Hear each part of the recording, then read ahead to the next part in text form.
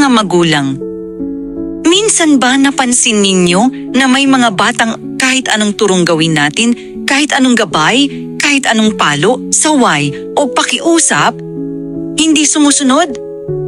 At madalas ang tawag natin sa kanila, matigas ang ulo, hirap utusan, o ayaw makinig. Pero paano kung may mas malalim pang dahilan? Paano kung ang batang yan ay hindi para hubugin ng tao, kundi para sa Panginoon? Ang mga bata na itinalaga ng Diyos. Sa Biblia, may mga batang itinalaga ng Diyos bago pa sila ipanganak. Si Samuel, si Samson, si Juan Bautista, si Moises, at maging si Jesus. Hindi sila ordinaryong bata. Hindi sila lumaki ayon sa gusto ng magulang, kundi ayon sa plano ng Diyos. At may isang bagay silang lahat na pare-pareho. Hindi tao ang humubog sa kanila, ang Diyos mismo. Hindi sila madaling utusan, hindi dahil matigas ang ulo, kundi dahil iba ang landas na tatahakin nila. Ang mga batang may tawag mula sa Diyos ay hindi agad pareho ng takbo ng isip ng iba. Hindi sumusunod sa standard ng lahat. May sariling paraan ng pag-unawa at kadalasan mas malalim mag-isip kaysa sa edad nila. At madalas hindi sila nauunawaan. Pero hindi sila masama. Hindi sila bobo. Hindi sila mahina ang isip. Sila ay nakatalaga. Hinubog at huhubugin ng Diyos mismo. Sa Biblia, ang mga batang itinakda ay hindi hinubog ng magulang, kundi ng karanasan na ibinigay ng Diyos. Si Joseph ibinenta, iniwan, nakulong bago ginamit. Si Moises inilikas, itinago, tumakbo sa disyerto, bago tinawag. Si David tinanggihan, tumakas, itinago sa kuweba, bago ginawang hari. Si Samuel lumayo sa ina, lumaki sa templo, bago naging propeta. Para saan ang lahat ng iyon? Hindi parusa. Hindi para pahirapan, kundi para hubugin ang puso nila. Sa paraan na hindi kayang gawin ng kahit sinong magulang. Pagsubok ang paraan ng Diyos patungo sa pagtawag. Sa panahon ngayon, maraming bata ang ganito rin. Maraming batang hindi maipaliwanag ng magulang. Hindi sumusunod sa usual na turo. Hindi pareho ng landas ng kaklase. At mas malakas ang loob kaysa sa kanilang edad. Hindi dahil problema sila, kundi dahil iba ang kamay na humahawak sa kanila. Hindi tayo kundi ang Diyos.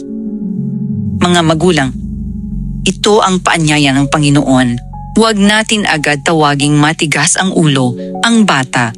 Baka hindi nila sinusunod ang boses ng tao. Dahil may inaantay silang ibang tinig, ang tinig ng Diyos sa tamang panahon.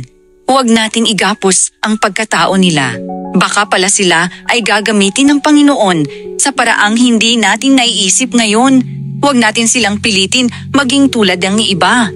Baka may espesyal na misyon silang nakalaan, hindi para sa ngayon kundi para sa bukas. Kapag ang Diyos ang humubog, ang bunga ay higit sa inaasahan.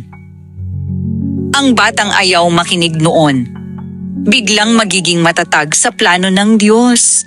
Ang batang hindi magulang ang nasusunod, biglang magiging tagapagdala ng salita ng Diyos. Ang batang hindi mo mapakiusapan, biglang magiging tinig ng pag-asa ng marami. Dahil kung Diyos ang naghubog, handa silang tumayo sa panahon na itinakda. Mga magulang, may isang napakahalagang katotohanan. Sa Biblia, may isang inang dumanas ng pinakamalalim na sakit. Si Maria, ang ina ni Jesus. Habang lumalaki si Jesus, wala siyang nagawa kundi tignan, bantayan, at ipanalangin ang anak niya. Kahit alam niyang haharap ito sa matinding pagsubok na hindi kayang pigilan ng kahit sinong ina. Nang makita niya ang pag-uusig, sakit, at pagdurusa ni Jesus, halos madurog ang puso niya.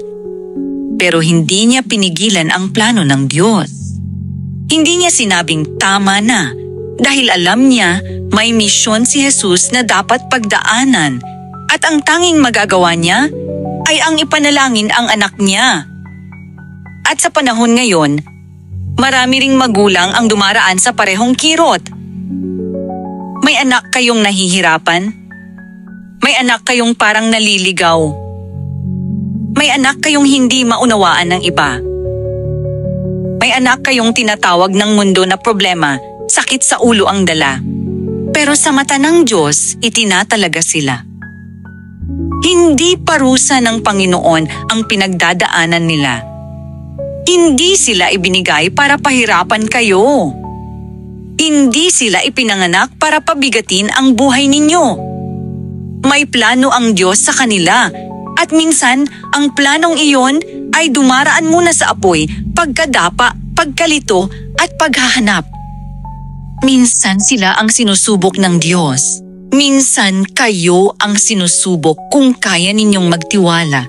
At minsan ang inyong anak ang ginagamit ng Diyos upang subukin ang puso ninyo bilang magulang. Hindi ninyo kailangang kontrolin ang buhay nila. Hindi ninyo kailangang pilitin silang magbago agad. Hindi ninyo kailangang buhatin ang bigat na para sa Diyos. Ang kailangan ninyo ay ang ginawa ni Maria. Tignan sila, gabayan sila, at ipanalangin sila. Habang ang Panginoon ang gumagawa ng tunay na pagbabago.